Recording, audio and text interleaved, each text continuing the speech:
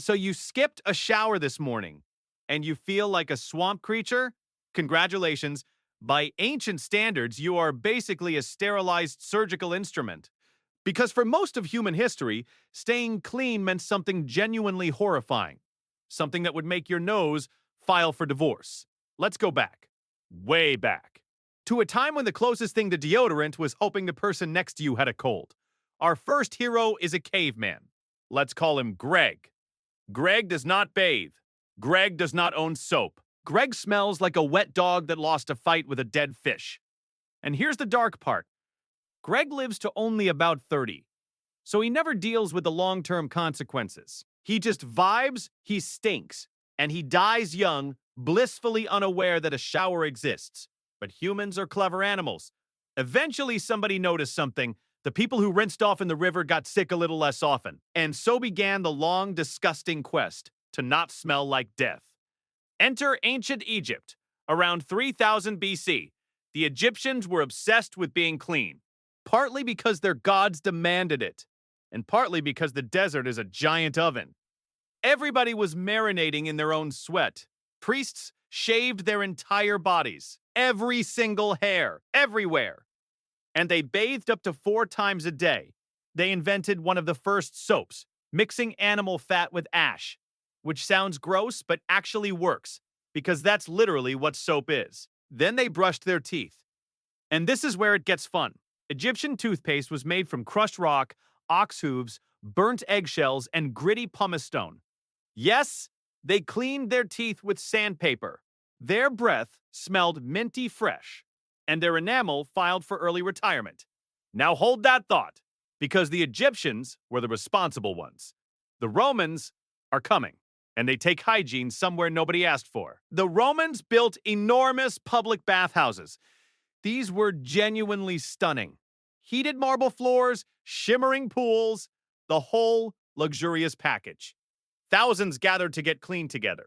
There was just one tiny problem. They didn't really clean the water. So hundreds of strangers shared one pool.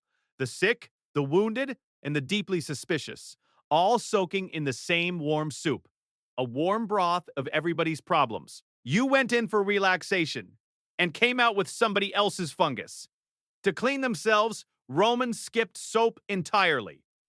No soap on the skin at all. Instead, they covered themselves in olive oil, then scraped it off with a curved metal tool, a handy little gadget called a strigil. It pulled off the oil, the dirt, the dead skin, and the sweat, all in one satisfying motion. And here's the truly cursed part. The gunk scraped off famous gladiators was collected, bottled, and sold. People paid good money for it. A jar of celebrity sweat grease to rub on their own skin. That was a high-end luxury product. Let that sink in. But we haven't reached the bottom yet. We need to talk about the Roman toilet. It was a long stone bench full of holes. Everyone sat side by side, doing their business with zero walls and absolutely zero privacy.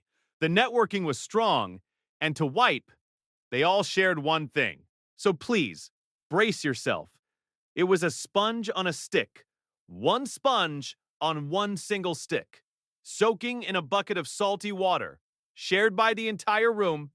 You used it, you rinsed it, and passed it to the next guy, like a horrifying relay baton. This is why so many Romans had parasites, despite all their fancy marble baths. And when you think it can't get weirder, here comes the grand finale. They whitened their teeth using human urine. Stale pee produces ammonia, which is genuinely a great cleaner. So the Romans gargled it. They imported premium urine from Portugal because they believed it was stronger. There was even a tax on the urine trade. People collected pee for a living. Somewhere, a man woke up every morning, looked in the mirror, and declared, "Today I shall sell the finest pee in the empire." And he was deeply respected for it. Meanwhile, in Greece, things were more dignified. Greeks loved their bathhouses and exercise. They scraped off oil with strigils, too, and they cleaned their teeth with tree sap, basically ancient chewing gum. They chewed until their teeth felt clean, then simply spat it out. Compared to the urine situation, chewing a branch sounds like a spa treatment. Now here's the twist nobody expects. You'd assume hygiene just kept improving. A nice smooth line going up, right? Wrong. It fell off a cliff. When the Roman Empire collapsed, the plumbing in the baths went with it. And so did regular washing across Europe. For roughly 1,000 years, things got worse. Medieval people believed bathing was dangerous. Their theory was that hot water opened your pores and let disease crawl right into your body. So the cleanest thing you could do was to absolutely never wash at all. Their stink became a kind of shield. They thought grime protected them from plague. Spoiler alert, it did not protect them from the plague. Fast forward to the grand palaces of Europe. Here, hygiene became a punchline in a powdered wig. The Palace of Versailles, home of French kings, was a glittering, golden monument. It had hundreds of rooms and almost no actual toilets. So nobles relieved themselves in the corners behind the velvet curtains and even on the grand staircases. The most beautiful palace in the world reportedly smelled like a giant outdoor bathroom.